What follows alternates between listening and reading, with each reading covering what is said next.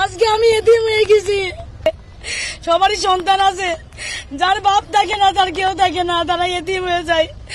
তুমি যদি কারো ছেলেকে এতিম বানায় থাকো, তোমার ছেলেকে আল্লাহ এতিম বানায় রাস্তায় ভিক্ষা করায় ছাড়বেন। 30 বছর আগে আল্লামা দেলোয়ার হোসেন সাইদি রহিমাহুল্লাহ হুজুর যে কথাটি বলেছিলেন, আজকে হুজুরের কথাটি হুবহু মিলে গেল।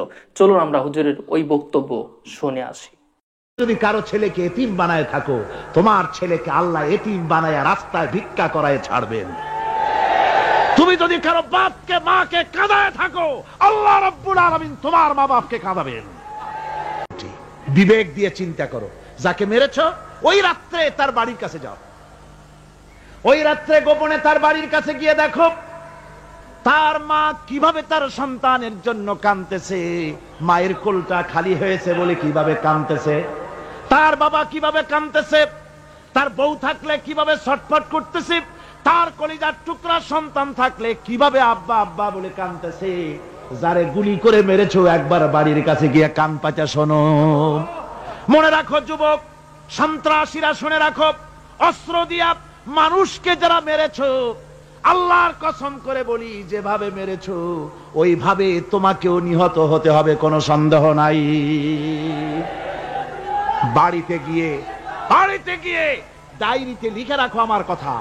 থামুন, বাড়িতে গিয়ে ডায়েরিতে লিখে রাখুন, ডায়েরিতে লিখে রাখো, যদি তুমি কাউকে হত্যা করে তার বউকে যদি বিধবা বানায় থাকো, তোমার বউ বিধবা হবেই, কোনো সন্দেহ নাই। তুমি যদি কারো ছেলেকে এতিম বানায় থাকো, তোমার ছেলেকে আল্লাহ এতিম বানায় রাস্তায় ভিক্ষা করায় ছাড়বেন। তুমি যদি কারো বাপকে মাকে কাঁদায় থাকো, আল্লাহ রাব্বুল আলামিন তোমার মা বাপকে কাঁদাবেন। তুমি যদি বেয়নটের খোঁচা দিয়া, ড্যাগারের খোঁচা দিয়া একটা মানুষকে যদি বুক ফেড়ে থাকো, তোমার বুকটা ঝাঁঝরা করে দেওয়ার মতো অস্ত্র আল্লাহ তৈরি করে রেখেছে। বিশ্বাস করো, বিশ্বাস করো। অননুমোদিত অস্ত্র থানায় জমা দিয়ে দাও, মসজিদে ঢোকো, নামাজ পড়ো, চরিত্রবান হয়ে যাও। তোমাদের প্রতি আমার উদাত্ত দাওয়াত, আমার বুক ভরা দরদ। তোমাদের বিরুদ্ধে আমাদের কোনো বিদ্বেষ নাই, হিংসা নাই, আছে কলিজা বড় দরদ। দেখতে পাচ্ছি জাহান্নামের দিকে যাচ্ছ, এ পথটা কোন দিকের পথ? জোরে বলেন, কোথার পথ? ওই নেতাদের পিছনে আর চলো না, তওবা করো। ওই নেতাদের পিছনে আর যাবে না যারা তোমাদেরকে টাকা দেয় আর অস্ত্র দেয়, যারা তোমাদেরকে মদ দেয় আর নারী দেয়, ওদের পেছনে আর চলবে না। ওয়াদা করো। যুবকরা কি পারবে ওয়াদা করতে? ওই সব নেতাদের পিছনে জীবনে আর যাবে না, ওয়াদা করতে পারো? হাত উঁচু করে দেখাও যুবকেরা।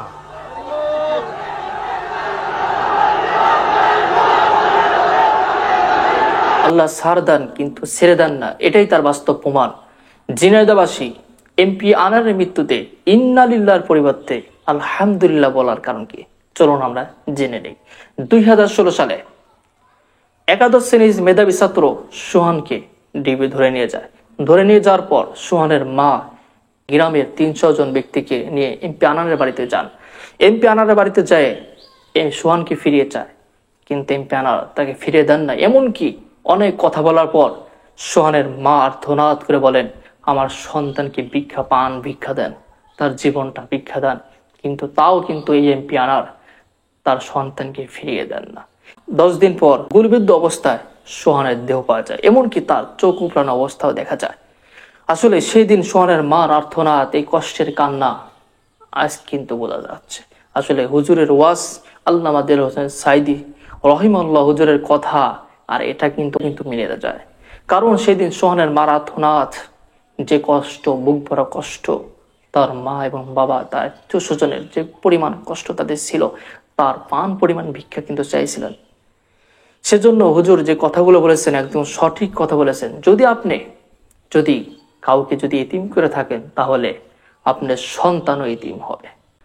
আপনি যদি কারোর বাবা মাকে কষ্ট দিয়ে থাকেন, তাহলে আল্লাহ তাআলা আপনাকে আপনার মা বাবাকেও কষ্ট দিবেন, যে কোনো একটা মাধ্যমে কষ্ট দিবেন। আপনি যদি কারোর স্ত্রীকে বিধবা বানিয়ে থাকেন, তাহলে আল্লাহ তাআলা কোনো মাধ্যমে আপনার স্ত্রীকেও বিধবা বানাবেন। আপনি যদি কারোর সন্তানকে এতিম বানিয়ে থাকেন, তাহলে আপনার সন্তান এতিম হবে। এটাই তার বাস্তব প্রমাণ। হুজুরদে বললেন, যাকে আঘাত করা হয় তার বাড়ির পাশে যায় দেখবে তার মা তার সন্তানের জন্য কি আর্তনাদ করে, তার বাবা সন্তানের জন্য কি আর্তনাদ করে। তার যদি ওয়াইফ থাকে, তার যদি বউ থাকে, তাহলে তার স্বামীর জন্য কি পরিমাণ আত্মনাদ করে। সেজন্য দুনিয়াতে আপনি এমন একটা জীবন উপহার দিয়ে যান, যাতে আপনি চলে গেলে মানুষ ইন্না লিল্লাহর পরিবর্তে আলহামদুলিল্লাহ না বলে। আপনার জন্য এমন একটা জীবন গঠন করবেন, যাতে আপনি চলে গেলে মানুষ আপনার জন্য দোয়া করে এবং আপনার মাগফিরাতের জন্য দোয়া করে। এমন জীবন করিবে গঠন, মরিলে হাসিবে তুমি, কাঁদিবে ভুবন। আল্লাহ তাআলা আমাদের সবাইকে সঠিক বুঝ দান করুন, আমিন।